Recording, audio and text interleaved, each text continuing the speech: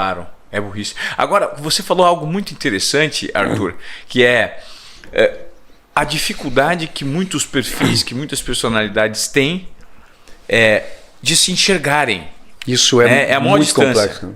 Às vezes elas estão ali achando que são autênticas, mas não tem canais de comunicação abertos e suscetíveis a receberem esse retorno. Como trabalhar com essas personalidades? É possível gerar uma mudança? Você atende pessoas que têm esse tipo de comportamento e são bloqueados para receber esse feedback?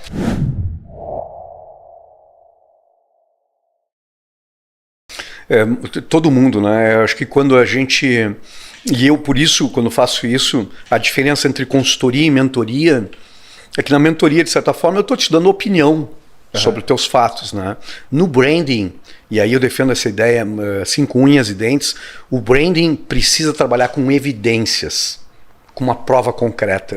É a única forma de eu poder promover uma transformação em ti, é quando eu te trago do mercado a verdade da tua marca. Eu faço isso para grandes empresas, corporativamente, para pessoas também. Porque é muito difícil eu dizer, não, Ivan, eu acho que tu deveria mudar. E se eu acho, é a minha opinião, é o meu olhar. Agora, quando a tua audiência, né, quando as pessoas à tua volta, faz pesquisa de mercado, conseguem trazer essa verdade, ela às vezes é chocante. Mas eu tenho coleções de clientes, cara, que mudaram totalmente por causa disso.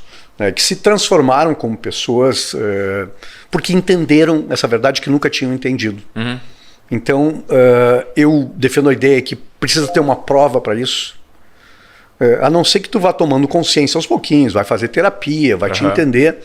Mas a gente cria, Ivan, viés de confirmação. Isso é uma coisa maluca nas nossas cabeças. Eu adoro esse tema, viés de confirmação, porque é o que mais existe na sociedade hoje e a gente não consegue escapar disso. Né? E tem uma frase de uma escritora que eu adoro, que é a Neni, e que ela diz o seguinte, você não enxerga a realidade como ela é. Você enxerga a realidade como você é. Puta, isso é contundente, isso cara. Isso tá no Frederic Laloux também. Você não enxerga o mundo como ele é. Você enxerga o mundo como você é. Isso aí, como você é, cara. Então, esse viés de confirmação, cara, eu olho a minha vida em retrospectiva e adapto para o meu olhar de mundo. Então, eu olho para os meus fracassos e eu acredito os meus fracassos. A empresa... o sócio que não me valorizava, né, o amigo que não acreditava em mim, dificuldades de mercado, mas eu nunca olho para as minhas digitais no meu próprio fracasso. Tem um título do livro que eu adoro, cara. O livro é ruim, mas o título do livro é adorável. Eu comprei o livro pelo título. O título é enorme do livro, diz o seguinte, por que será que todas as vezes que me apunhalam pelas costas, as minhas digitais estão na faca? Tu imagina o título de um livro. É maravilhoso. É foda, né, cara? Eu olhei e o livro não é tão bom, mas ele fala disso, da dificuldade que a gente tem, olhando a nossa vida pregressa, de encontrar as digitais dos fracassos. E aí, com isso, a gente vai recontando a história. Todo mundo fala, acontece contigo, comigo. A gente vai recontando a própria história e a gente vai tirando umas partes, a gente vai escondendo outras, a gente vai esquecendo intencionalmente. E quando a gente olhou repetidas vezes essa história, a gente nem se lembra mais da história original, porque a gente recriou na nossa cabeça. Claro. E aí tu não aprende, cara. Não aprende. Porque a história de aprender com os erros, cara, ela é uma falácia. Tu só aprende não cometendo os mesmos erros.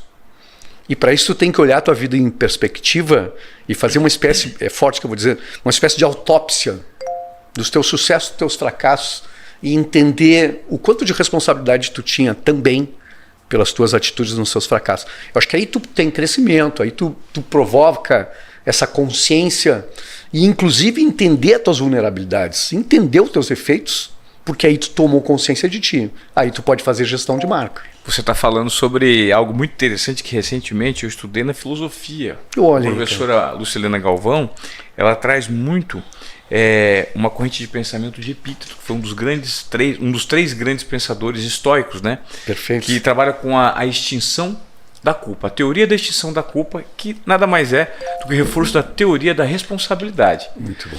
Epíteto, que era um escravo, ela conta isso, ele uma vez era um escravo, mas era um questionador de tudo que se passava e trocava muitas cartas com muitos pensadores da época.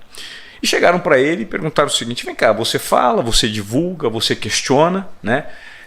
você gera provocações, porém você não faz nada porque você é um escravo. E a resposta dele foi o seguinte: escravo é aquele que, naquilo que lhe compete, não faz nada.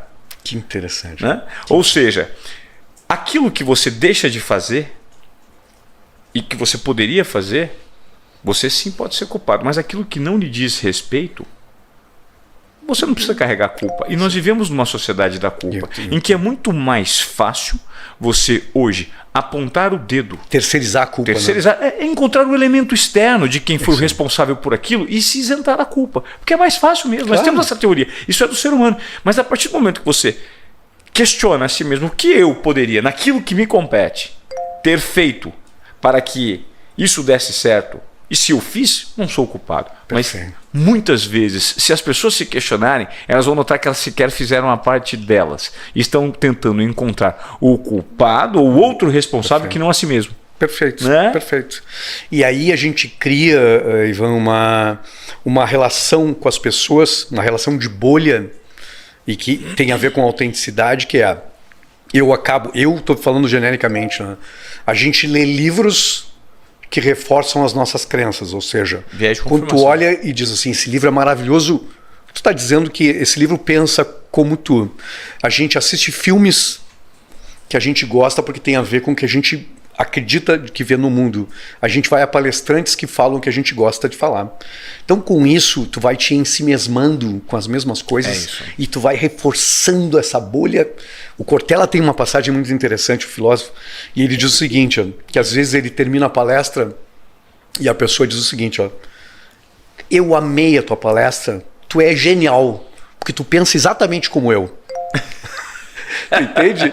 Então esse viés de confirmação faz, cara, com que a gente busque tudo à nossa volta, amigos que pensem como a gente.